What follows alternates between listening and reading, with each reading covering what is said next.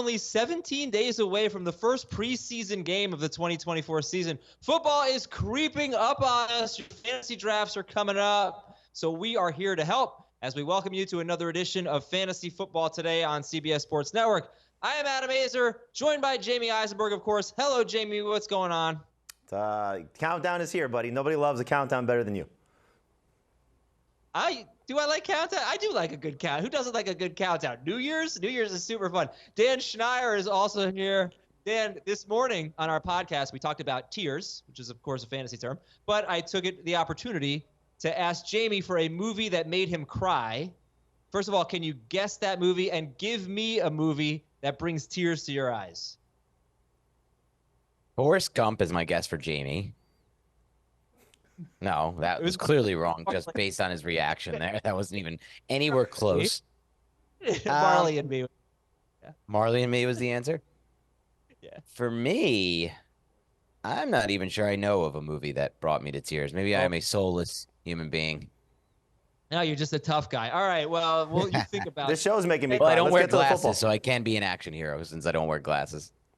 There you go. Let's get to our 5 big topics here for fantasy football. You know, we've talked a lot about who is wide receiver 1. We know who RB1 is, but who's RB2? That's our first big topic. Who is the number 2 running back in fantasy this season behind Christian McCaffrey? I looked at average draft position on 3 different websites, and it's actually Bijan Robinson, just slightly ahead of Breece Hall on CBS, on Fantasy Pros, and on Draft Sharks. Jamey, you get the first word. Who is RB2 for you? It's basically 2 and 2A. For me, it's Breece Hall. I just love what I saw from him last year. And really the selling point for me is he did this 1 year removed from an ACL tear. Now he's 2 years removed from an ACL tear, which from all the data that we've seen is when these guys really bounce back, especially at a young age. So love the setup for him with a better offensive line. They spent a lot of capital this offseason improving the offensive line. And while both guys are getting quarterback upgrades, I trust Aaron Rodgers coming back, especially the date from when his Achilles tear was by comparison to Kirk Cousins. So I love both these players. I'd be happy with either one, but I'm going to give Breece Hall a slight nod. Breece Hall might actually end up being my number 1 running back by the time we get to the start of the season. I love him that much. I don't think I can quite go.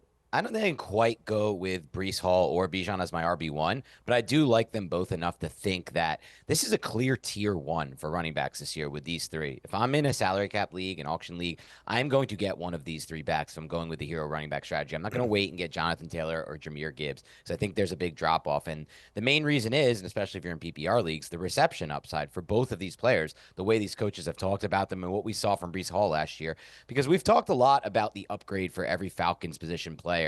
But whether it's Drake London, Kyle Pitts, or Bijan Robinson with Kirk Cousins coming over. But what about Aaron Rodgers stepping into this Jets offense, assuming he can be healthy? And the good news is, even if he does miss a game or 2, I have faith in Tyrod Taylor, who had the 8th best clean pocket EPA of any quarterback last year and the most explosive passing rate of any quarterback last year in the NFL on a small sample size. So I like both of the upgrades for both offenses. I think you clearly get one of these 3 backs if you're going for a hero running back strategy. Plus, I will say Breece Hall is pretty motivated that Pete Prisco left him off his top 100 list. So motivation, as we know, Adam, is big, and nobody's more motivated than Breece Hall. Yeah, I don't know about that. Some people are probably a little bit more motivated, but sure, I'll take it. Yeah, obviously, Pete Prisco hasn't put me on any list, so I'm motivated by his snub or as well. Breece Hall. Breece Hall, by the way. Or Breece Hall. Yeah. RB6 per game in PPR, Breece Hall. Bijan was RB15 per game. If you take away his migraine game, his headache game, he was RB11 per game. It's just funny they are being drafted as RBs 2 and 3. We're expecting jumps here. All right, topic number 2 here. Let's talk about rookie quarterbacks. Who is your favorite rookie quarterback? We'll go to Jamey and then to Dan. Jamey, is it Caleb Williams or Jayden Daniels? I like Jayden Daniels for fantasy, and mostly because of the way that he's going to use his legs. He's going to be, in my opinion, the best running quarterback in fantasy this year.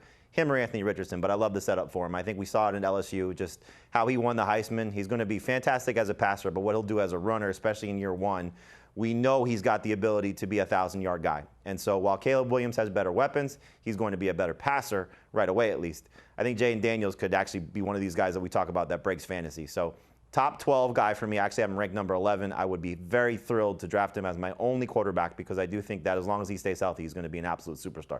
Love Caleb Williams, but I think Jayden Daniels is the better fantasy option. I'd love to counter, but Jamey nailed that, and Jayden Daniels made my bold predictions as the best value in fantasy, the easiest free square. But I will make the case for Caleb, too, as another great value in fantasy. If you look at what Caleb Williams did over his 2 seasons at USC, you'd be shocked to see the numbers. And it's from a touchdown standpoint, from a lack of interception standpoint, and from a yardage standpoint. And he did it without a single wide receiver drafted in the first 3 rounds besides Jordan Addison, who only played with for 1 season. No offensive lineman drafted at all from USC. And now he gets an upgraded team because the Bears have built out a nice offensive line. It's not perfect. It's not the best, but it's a little above league average with 3 stud receivers. I haven't seen a quarterback enter his rookie season with a better wide receiver core than Caleb Williams will have. And so I think he's going to also have a phenomenal season. He'll do it a little differently, though, and it's going to be tough for him to make up the rushing yardage and the rushing production that Jayden Daniels has. Yeah, just looking at that projection there for Jayden Daniels, first of all, for the 2 of them, it's almost identical. And Jamey doesn't do those projections. Dan doesn't do those projections. But I think we're going to disagree with those projections from the Jayden Daniels rushing numbers, 554 rushing yards. I don't know if that's not projecting him for a full season. It should be. He's going to start. But we're thinking more like 1,000, for Jayden Daniels. Caleb Williams, it's kind of a mystery. His 3 seasons, 442, 382, 142 rushing yards. I think if he gets to 400 rushing yards, I think he'll be better than Jayden Daniels. I'll be in the minority here, I guess. I'll take Caleb Williams. 2 votes for Jayden Daniels, but these guys could give you really good production as rookies.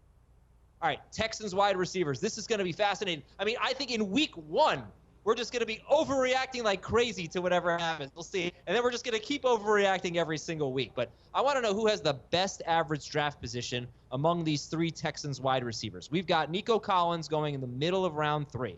We got Stefon Diggs in round 5 and Tank Dell about 6 picks later in round 5. So, Jamey, with that being said, Nico Collins 29th, Stefon Diggs 57th, Tank Dell 52nd, Tank Dell 58th. Who's got the best ADP, best value there?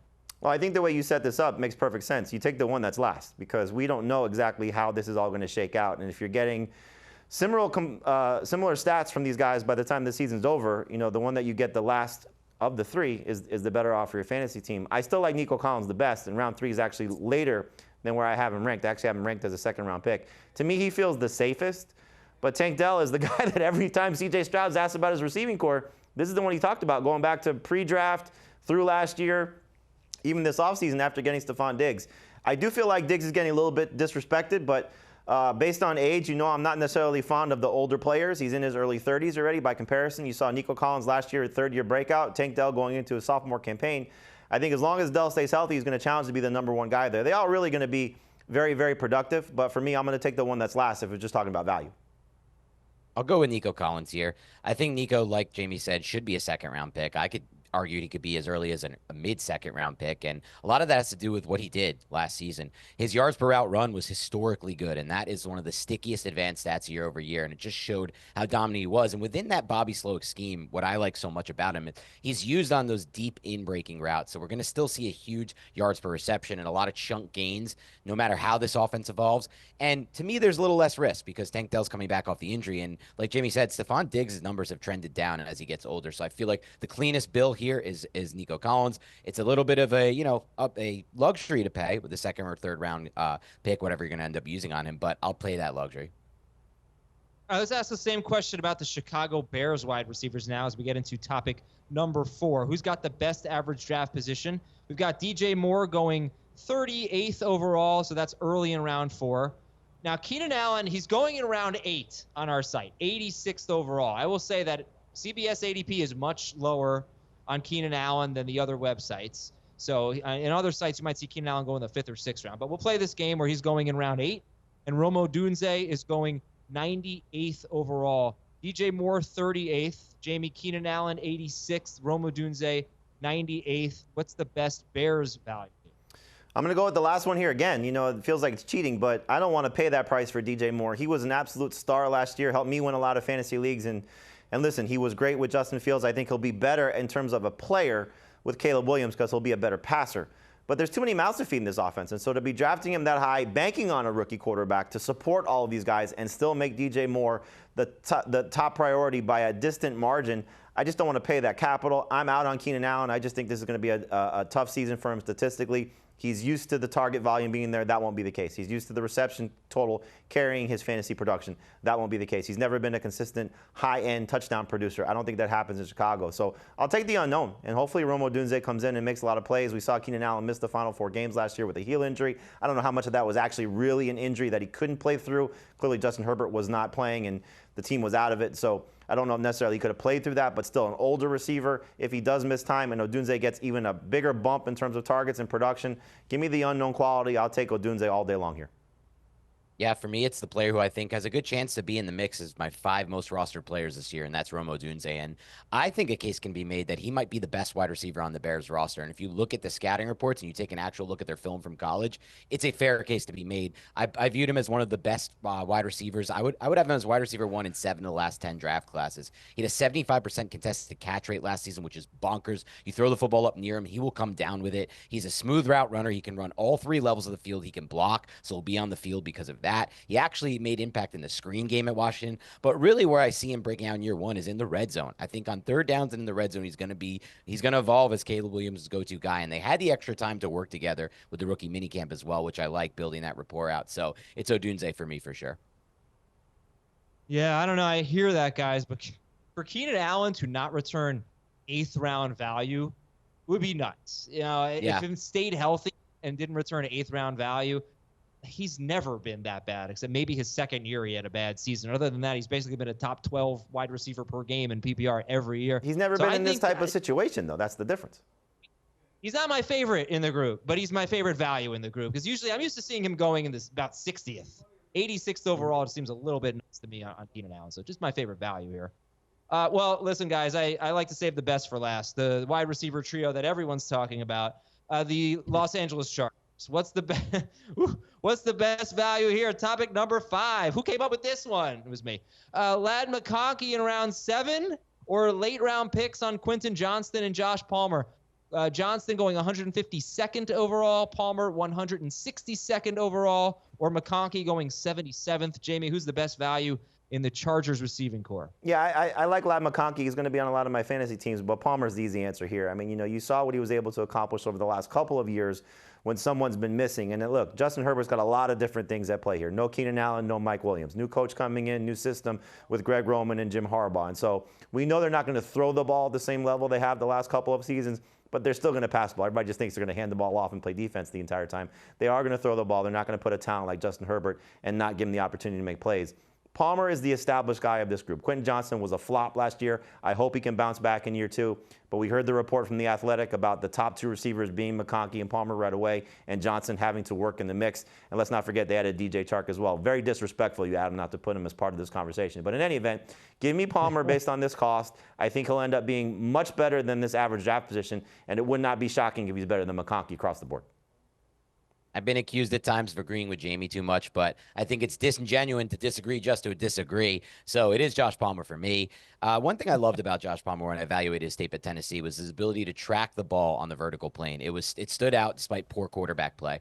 Haven't seen it fully at the NFL level. Injuries have played a role, but this offense I actually think curtails to his skill set best. Sure, maybe not from a target and volume standpoint, but from the standpoint of there's going to be a lot of play action, a lot of run heavy sets that's going to get him some one-on-one opportunities in the vertical passing game. So I really do like Palmer the best at that group.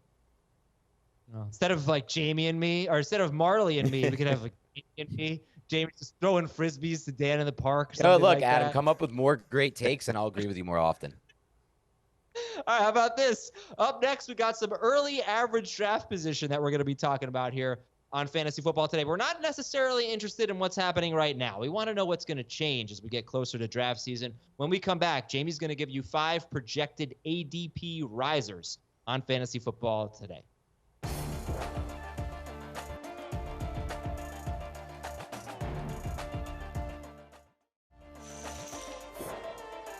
Back here on Fantasy Football Today, some drafts have taken place, some early drafts here on CBSSports.com, and we have the data. We have the early average draft position and a lot to take away from that. We want to know, though, who's going to be moving up. All right, Jamey's going to take a look at the ADP and tell us 5 players that he thinks between now and, let's say, mid-August, you're going to see a big difference. These guys are going to be moving up, and it starts with rookie running back Jonathon Brooks for the Carolina Panthers, who's going 70th overall. Right now, he's a round 6 pick. Jamey, how high do you think he could go if we start getting good medical reports on him?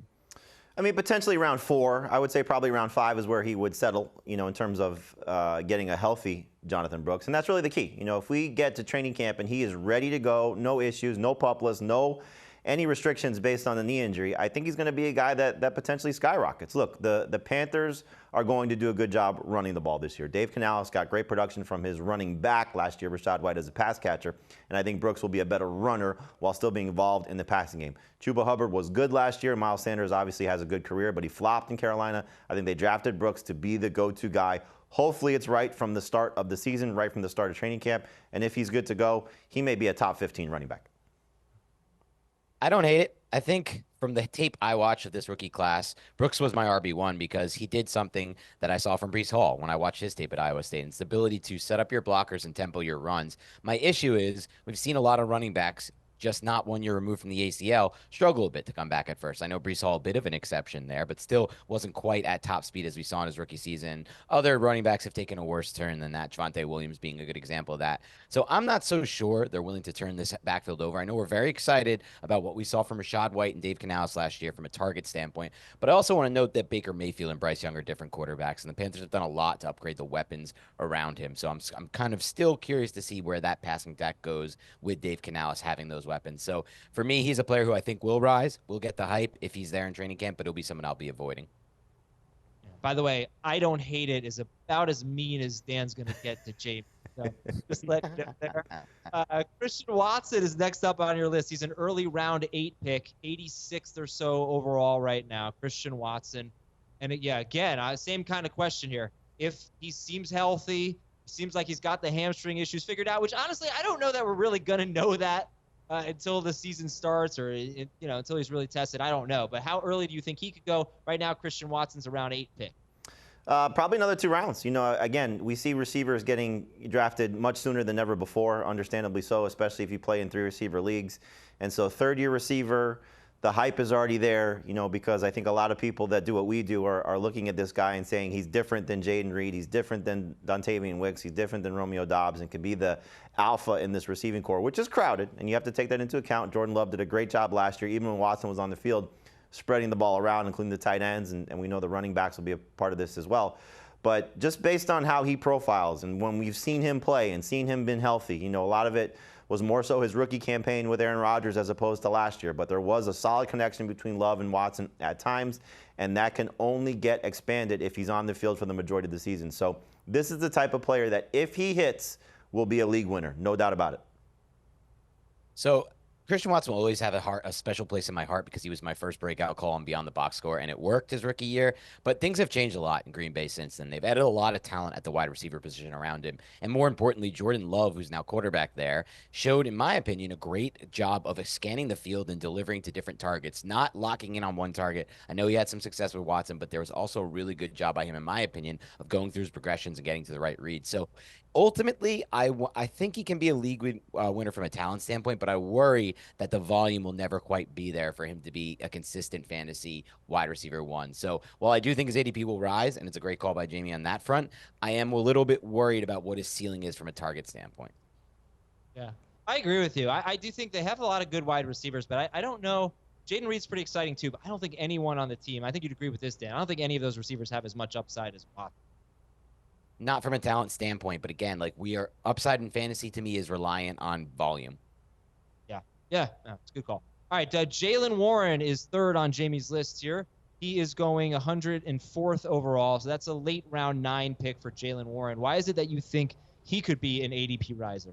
It just feels too late, for a guy that might be the best running back on his own team, and so I hope it stays in this range because getting him at this cost is fantastic. Last year, didn't catch a touchdown, but scored 5 touchdowns on the ground, and he was the primary pass catcher out of the backfield. Now, the thing that I like about the situation with Arthur Smith coming, I think Najee Harris is still the safest of the Steelers running backs because of Mike Tomlin, because I still think he'll lead them in carries. But what we saw last year in Atlanta with Arthur Smith calling plays, we had over 230 carries for Bijan Robinson and 186 carries for Tyler Algier, plus 50 carries for Cordarrelle Patterson. Now, Patterson may be a factor in the ground game here for Pittsburgh as well, as he followed Smith from the Falcons to the Steelers. But if Warren can get over 200 carries or close to 200 carries, he's going to be better than Najee Harris in PPR. And so last year he was a half a point better to begin with, half a decimal point better than Najee Harris last year. So he's got the opportunity to be better than him already, and they're going too far apart, in my opinion, right now as it is. So to get him this late is unbelievable value, and he could be a number 2 running back right out of the gate. Certainly a flex in PPR. Love the setup for Jaylen Warren. Love getting him this late. So stay here if that's the case, but I do think he'll rise as people are more aware of what will happen for him in Pittsburgh. So I think he's an excellent value, but I actually don't think that ADP will rise too much because I don't know what factor would lead to that outside of a Najee Harris injury. I don't think he's as exciting as some of these other running backs that people are going to get really into. But I think Jamey's right, and one thing I lean on is just how Arthur Smith used his running backs in Atlanta in the red zone. You would think last year with the talent he had around him, that would be Bijan's time to shine. I would personally do that, but that's not how Arthur Smith approached it. So I think there could be even bigger red zone role for Jaylen Warren in this offense, which could really make the difference in his fantasy value. So I love him as a value. I'm just not so sure he's going to rise too much ADP-wise. I'll just say this. We're probably the lowest ADP on him, which is part of this. So yes. I think you look at other places, he's going much sooner than this. All right, let's talk about the next guy here. And you know what? Just to make things interesting, I'm going to just flat out disagree with you. Cleveland running back Jerome Ford. I think the only way his ADP rises from around 10 ADP is if Nick Chubb starts the season on the PUP list. Then I think that's obvious. But I'm not really going to be in, I don't think, on Jerome Ford because if Nick Chubb is healthy, like they didn't really give Jerome Ford that much work last year. They were mixing in Kareem Hunt, who was pretty ineffective last year, quite a bit. I mean, I would say it was probably about 60-40 in carries. So I think they'll find someone else, Foreman or whoever it may be, to take those carries if Chubb isn't playing. But if Chubb is playing, I think Jerome Ford is probably useless. So you're not going to see me, Jamey, jumping on this bandwagon if Jerome Ford's ADP rises. Well, the idea was ADP rising, and it would only be because Nick Chubb is on the PUP list. And so that is the obvious reason why we're talking about him here. So, yes, if Chubb does avoid the PUP list, and by the way, video circulating of him squatting 800-plus pounds again, so kudos to him. Hopefully he's good to go because we're big fans of Nick Chubb in the fantasy community. But if he's on the PUP list, I mean, look, Jerome Ford was very good last year despite losing a lot of touchdowns to Kareem Hunt. And I do like the fact that you bring up the 60-40 split. If you look at Chubb's history, it obviously wasn't that type of split, but he's always been sharing with somebody else, especially in the Stefanski era. So it's been kind of Chubb and Kareem Hunt mostly. And last year, we don't know exactly how it would have played out because Chubb suffered the knee injury in week 2. But it's tough to come back from that injury. He's 28 years old, had 2 separate surgeries because of the MCL and the ACL. It could be a situation where they view themselves as a playoff contender. They're not going to rush Nick Chubb back because he's been so valuable to that franchise. And the addition of Deontay Foreman, they have some security there to get Chubb back to 100%. So I do think that if he opens on the PUP list, Jerome Ford's ADP could skyrocket because if he's going to miss 4 to 6 games, that allows Jerome Ford the opportunity to build off what he did last year and maybe be even better. And I do think that he'll still be a factor even when Chubb comes back. So I like the setup for him right now where he is. But if Chubb is out, he's going to be a much, much more valuable draft pick that will go much sooner. I had a shooting pain in my lower back watching that Nick Chubb video. So many plates on that rack. It looked like the rack was bending the barbell. I think that's by design, but I don't even know. I didn't want to look too much further into it because, again, I had a shooting pain just looking at it. But I will say this on that front. Adam makes a good point about the usage of Kareem Hunt, and I wonder how much that will factor into the signing of Deontay Foreman, because Foreman's been a pretty effective back at all his stops. He's defied odds, no matter where you've put him, Bears, Panthers. He's been productive, and I wonder if they want that physicality in their offense. Though I do think Ford has some really good advanced stats that show he's a really explosive playmaker, so I don't think he'll be phased out of the offense. I do want to keep in mind that if Chubb does hit the PUP list or he takes a slow time coming back, or, they do kind of what we thought the Chiefs might have done with Kelsey last year, save him for the playoffs, well, in that case, I think Foreman will be a bigger factor. Yeah. All right, and then finally, we've got Jameson Williams, who is a late round 10 pick. He's going 119th overall. And how do you think? I think we're looking at maybe like a round 8 type of player for him. Somebody who's going to get, I think, more preseason hype as opposed to preseason hype, which is in the phase we're at right now. Everybody loves the setup for him. Josh Reynolds is gone. There's an opportunity here for 64 targets that are vacated for him to step in and be that type of player. We haven't seen it yet, whether it was coming off the ACL tear in college, the gambling suspension that he had last year. But year 3, the runway is clear. And so Jared Goff, we love the setup for him. We love the setup for the Lions. Only 3 outdoor games all season. Laporta's a stud. Clearly, Amon-Ra St. Brown is one of the best players at his position, and they have 2 running backs that are going to be factors in the passing game as well, more so Jahmyr Gibbs than David Montgomery. But Jared Goff will allow Jameson Williams, I think Ben Johnston will allow Jameson Williams, the offense coordinator there, to take that step forward. So every opportunity is there for him to make plays and be a playmaker, and it's going to take something in training camp, something in the preseason if he plays, and we could see this ADP skyrocket because everybody's excited about J-Mo finally going into year 3. This is the exact profile of a player whose ADP will skyrocket, because when you get to the range of where he's being drafted, you're not going to see a lot of former first-round top 10 picks, including one that the Lions specifically traded up for, investing a lot of draft capital.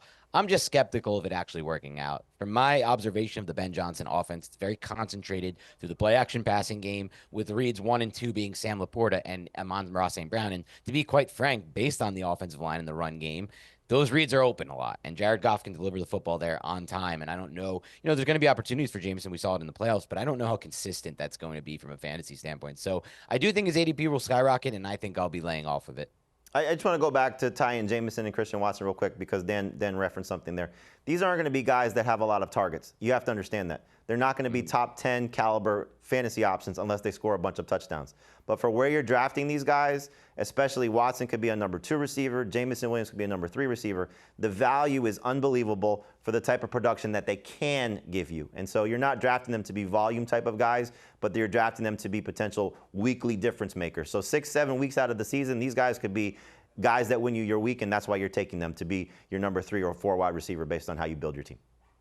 Yeah, all right, some players to get excited about, and maybe we'll see them rise. Hopefully we won't, because then you can get some even better value. So those are some players that Jamey thinks could be on the rise. When we come back on Fantasy Football Today, some projected ADP fallers. That's up next.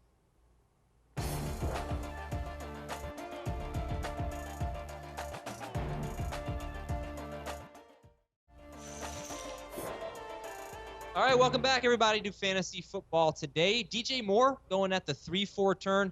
Might be a little bit steep for a lot of people. Jamey thinks that ADP will get a little bit lower. So we're going to talk about 5 players that Jamey projects as fallers in ADP over the next month or so, starting with DJ Moore. So again, he's going about 37th, 38th overall. Yeah, I don't know. I agree with you, Jamey, that it's too early. I don't know that the community is going to come around on that. They seem to like more than we do. What do you think about that situation? I hope he falls. I like DJ Moore. We spent, some time earlier in the show talking about what's the best value for the Bears wide receivers, and we all agreed, Dan especially agreed, that Rome Odunze is the best value based on where he was going as the third member of the trio. But look, Moore should still be the best wide receiver. He's the more established of the two of the outside guys, at least the expected outside guys of Moore and Odunze. And Keenan Allen's 32 years old, so Moore was amazing last year, but he was a solo act, and now there's competition. And so if you're drafting him at this price, it almost feels like you're drafting him based on what he did a year ago and replicating that type of production. So if you drop him around, I'm in on DJ Moore. At this cost, I'm completely out. I just can't draft him this close to what was his ceiling last year. I don't think it's close to what his ceiling is going to be this year. Yeah, volume is the name of the game in fantasy, and while one could argue that DJ Moore will have the best quarterback situation of his entire career, one I would agree with, the other side could argue he's going to have the most target competition by far that he's ever had, even dating back to Carolina. So for that reason alone, I'm with Jamey and you on this one, Adam. All right, Zay Flowers going 52nd overall. He is wide receiver 24. He's going ahead of George Pickens, Malik Neighbors, Amari Cooper, and Tank Dell. You think he will be a faller, Jamey? Zay Flowers. I do, and you're asking people to sort of, again, overlook what he did last year, and I think it's an interesting case study because we talk about rookie wide receivers and what they're able to accomplish when they are good as rookies, and typically what we see, and I know you use the 900-yard mark as the barometer, when they start to build, it's at the end of the season. Well, what happened at the end of the season last year for Flowers? Mark Andrews was gone from week 11 on after he suffered the ankle injury, and that's when the majority of touchdown production came for Flowers, when he was really the go-to guy. His target share increased. Everything that you look for an alpha type of guy, he was performing at that level. But now you're bringing Mark Andrews back into the fold. And so we had a question on our podcast last week, what happens with the loss of Odell Beckham, and does that help Zay Flowers? I hope it does. But again, you're drafting him what it feels like is too close to his ceiling. And the wide receivers that you mentioned, Pickens is one for sure that jumps out to me as just a better situation than what Flowers has right now, aside from really the quarterback. And so is Lamar Jackson all of a sudden going to morph into a guy that can support 2 elite talents at a high enough level that they're guaranteed fantasy starters Oh, by the way, they just added Derrick Henry to their backfield as well. So I love the setup for Zay Flowers. I would love to draft him as a number 3 wide receiver. Unfortunately, right now you're drafting him as a number 2 guy. So I think people will start to realize Flowers should fall behind a few of these guys. Still worth drafting as a borderline starter, just not somebody where he's going right now as a guaranteed starter. I disagree with Jamey on this one because I personally am hoping that his ADP falls because Zay Flowers is one of my favorite players. I agree. All of that context makes sense, and it is working against him. But what's working for him is the idea that this offense under Tom Monken, a coordinator who did an excellent job creating an offense at the collegiate level and showed flashes last year. It wasn't fully complete, but there were flashes. Could take a step forward, the entire offense, Lamar Jackson especially. And if that passing game takes another step forward and that rapport continues to build between Flowers and Lamar, and I think clearly he'll be the number 1 receiver target. I don't know how Andrews will work in, but I think he's clear number 1 wide receiver target, which we don't have on a lot of teams. We could see a big jump from Flowers, and to me, he looked like the best of all the rookie receivers by a considerable margin last year. Oh, all the first-round rookies, not the Puka Nakuas and Tank Dells. Not including Puka Nakua, sorry. Yeah, no, that guy. That's fine. I just besides look, that. Something, right, 1,400 yards. But something's going to have to change in Baltimore. They're going to have to throw the ball more, or else one or both of Andrews and Flowers is going to be a bust. And then if they do throw the ball more, then Derrick Henry might be a bust. To have 4 players going in the top 50 or 55 or so is a little crazy when you have a quarterback who runs as much as he does. Let's take a look at the rest of Jamey's list. You got Raheem Mostert, Austin Eckler, and TJ Hawkinson. These are 3 guys that you could see going later in drafts as we get, Mostert's RB21 on CBS ADP. He's going ahead of Connor, Aaron Jones, Brooks, DeAndre Swift. Eckler's running back 28. TJ Hawkinson is tight end 10. Pick one guy, Jamey, and make the faller case for one of these 3. I think Mostert's the one that stands out to me because Hawkinson may start on the PUP list, and Eckler, I think people will start to realize, based on his age and going to a new team, that Brian Robinson might be the better running back there just across the board. But Mostert, it feels as if people are just forgetting that the emergence of Devon Achane. And I say that despite the fact that Achane is going ahead of him and is a round 2 pick. Mostert's 32 years old. They added Jaylen Wright. He tied Christian McCaffrey for the most total touchdowns, scored the most rushing touchdowns. You almost need that to happen again to justify drafting him this high. So I think he's a good flex. I don't want to start my team with Raheem Mostert as a number 2 running back. You can't have both. I don't think you could have the Achane breakout and Mostert still be a number 2 running back. One of these guys has to fall off, and the best bet is probably Mostert, again, being an older running back. Okay, well, congratulations, guys. We got through the business portion of the show. Now we get to kick back, some fun and games. Next up, hopefully, we'll get Dan and Jamey humiliating themselves by not getting any of the name that players. It all depends if right. your clues are good. They're not. I'm telling you right now, they are not very good. So it's going to be a big challenge for you. Name that player up next on Fantasy Football Today.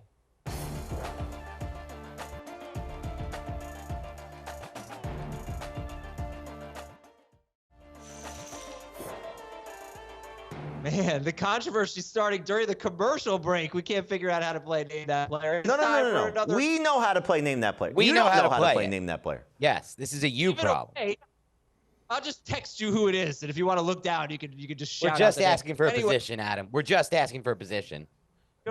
You'll get it on 3 of the 4 players. All right, let's go right to it here. By the way, I don't think Dan has ever gotten a single one of these right, so we'll see. There's a first time. I actually got like 1 or 2 right total, ever. Okay, I'm not sure I believe that. Who has a better tan? So all of you, look at the video next time. He thinks he has a better tan than I do. I was the number 2 player in PPR at my position last season, but I am 8th in ADP at my position this season. Jamey. Okay. Yeah. Kyren Williams. Okay, that is incorrect. Incorrect. Are we getting a position or no? No, my first and last name start with the same letter. All right. Next up, I've scored more than 4 touchdowns only once in 7 seasons. And in 2023, I scored 4 touchdowns on 143 targets. And since you guys are such babies, I am a tight end. I already guessed. I can't answer again. No, you can go. You can go. Oh, Dan, go first. He has nothing. Don't worry about it. No, it's not that I have nothing. I have a shot here. Give me a second. Oh, Dan. Yeah. Evan Ingram. You could have just said Evan Ingram. Correct. It is Evan Ingram. How about that? Jamey, real quick. Or Dan, you got it right. Should he be 8th in ADP? He was 2nd overall last year at the position. Yeah, I think that's about fair. I'm not even sure I would take him in the top 8. So, look, I understand the end of the season, a lot of injuries there in Jacksonville from a receiver standpoint, even throughout the year with Kirk injured earlier in the year. The targets were there. Will they be there this year? As I think the offense evolves with 2 big body receivers added to the mix, I'm not so sure. So I think it's a little bit, I wouldn't take him top 8. Okay. Let's go to our next guy. I am a 3rd-year running back. All right, a 3rd-year running back. Yeah. I have scored 1 touchdown in my career. I had 37 carries in my first 27 games, and then 84 carries in my last 4 games. I averaged 15.2 PPR fantasy points. Dan. Yeah. Zamir White. Zamir White is correct. Have a tie. All right, 1 touchdown. And Jamey, he's going just ahead of David Montgomery. He scored 13 touchdowns in 2023. Who would you rather have, Zamir White or David Montgomery? I go back and forth on these 2 guys. Montgomery is the safer play, but White has the better upside. And look, this is a backfield. They add Alexander Madison, Dylan Lobby, comes in as a rookie, but White should be the go-to guy. And I go back to something Heath Cummings said on one of our podcasts a couple months ago, that wouldn't be surprising if he is among the league leaders, if not leads the NFL in carries. He's just going to get an opportunity to be fed. And so we've been duped by these type of players before, small sample size. They come in, they get a starting job, and they're just not good. And he's been a backup for a long time. But he was a backup to Josh Jacobs, who's been a very successful running back. So this is his time to shine. They told us basically this offseason how they managed him with their personnel, that they want him to be the go-to guy. So I think he's probably the better bet than David Montgomery and has plenty more upside than David Montgomery. All right, our next player is a quarterback. All right, so it's 1-1 so far. Let's get our first clue. I was QB 6 per game last season, QB 5 if you don't count Joe Flacco. I am QB 19 in ADP.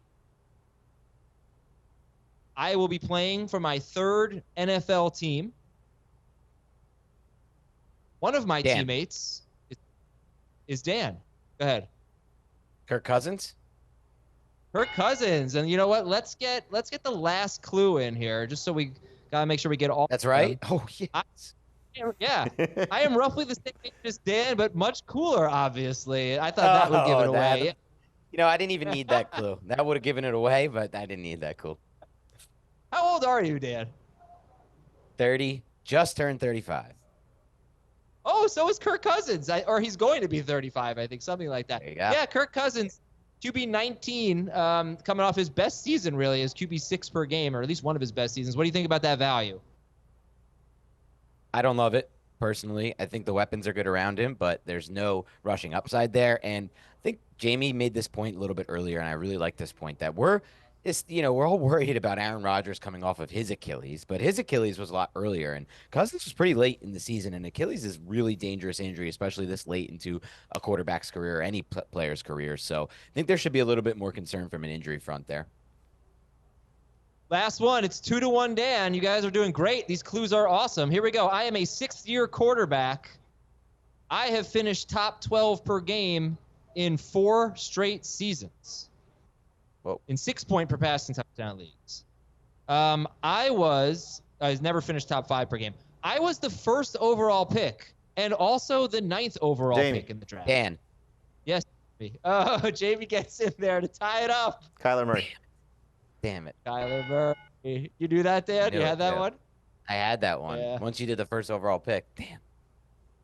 Yeah, and he's played 19 games over his last 2 seasons. He's averaged at least 30 rushing yards per game in every season of his career. We talked about him this morning, Jamey, on our QB tiers. I think he's definitely my favorite quarterback value, arguably my favorite value in drafts. Yeah, for me, it's him or Jayden Daniels. Again, there's a tie in here, Cliff Kingsbury. I think what we'll see from Murray is, better weapons from last year. The addition of Marvin Harrison, Zay Jones for what that's worth, Trey Benson, but Trey McBride as well.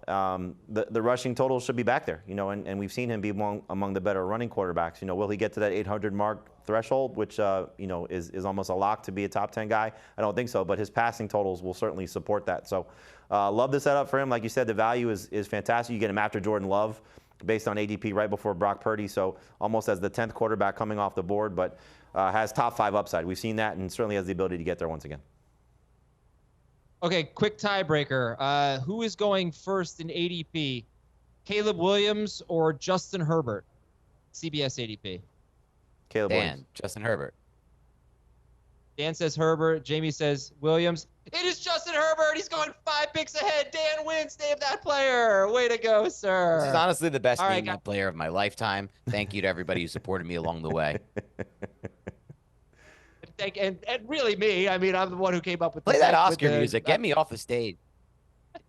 All right, we got one more segment left. It's fill in the blank when we come back on Fantasy Football Today.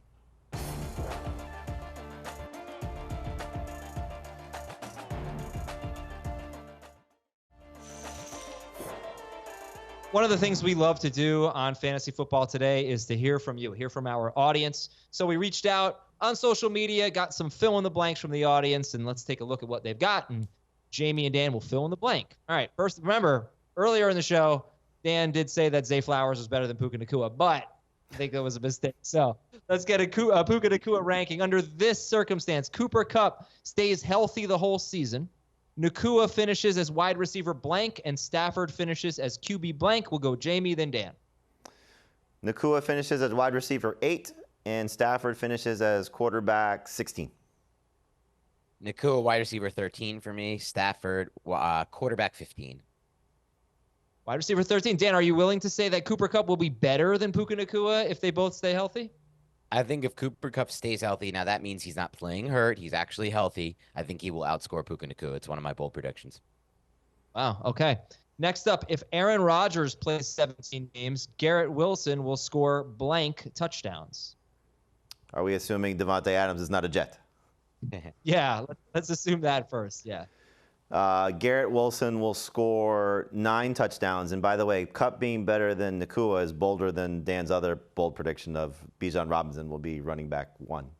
I still find that very bold when you consider the fact that we got to the playoffs last year and Christian McCaffrey was minus money to score a touchdown every game. I mean, he is clearly the best player in fantasy, but it's okay. It's okay.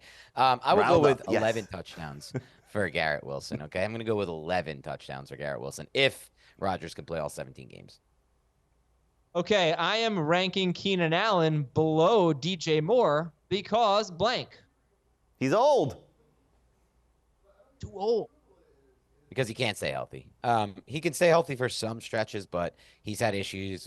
Really, it's a lot of soft tissue issues, which scare me the most. So I think it's mostly an availability thing for me. But DJ Moore, because if you look at the separation rates, by the way, Keenan Allen was still like top 5 in separation rates last year, which was insane to look at. But again, it's just, can he stay healthy for all the games? All right, if you want another answer other than old and health, it's Caleb Williams is kind of an improviser, downfield thrower. Keenan Allen, not exactly the type of player that would seem to benefit from what Caleb was in college. So there's also that. But really, he's old. Brock Bowers' floor is blank. His ceiling is blank. And what we should expect is blank in PPR. Jamie, Brock Bowers, ceiling, floor, and expectation. His floor is Michael Mayer, which is ugly. His ceiling is Sam Laporta. And you expect what? In between. Okay. I'll say his floor is somewhere in the tight end 18 range. Just can't get on the field for a lot of snaps. They don't use a lot of 2 tight end sets, and when they do, Mayer's playing because he's a better blocker. But the ceiling is they design the offense around getting him the football in a lot of spots, and it's a 2-man offense, like Jamie said, between him and Adams. Minshew has already proven that he can generate passing yards, and so I think the ceiling is tight end 6. I have him as one of my targets at the tight end position. I have 3 guys I really like drafting this year in fantasy at tight end. It's Brock Bowers, Dalton Kincaid, and Kyle Pitts. I was just hoping Dan was going to talk until he went off the air. Yeah, I know, right? I think I'm supposed to know things. Next up on the Dan Schneier Show. Now, we appreciate it. Thanks a lot to Dan and Jimmy. Check out our podcast, Fantasy Football Today, anywhere you listen to podcasts or YouTube. And we will talk to you next time on Fantasy Football Today.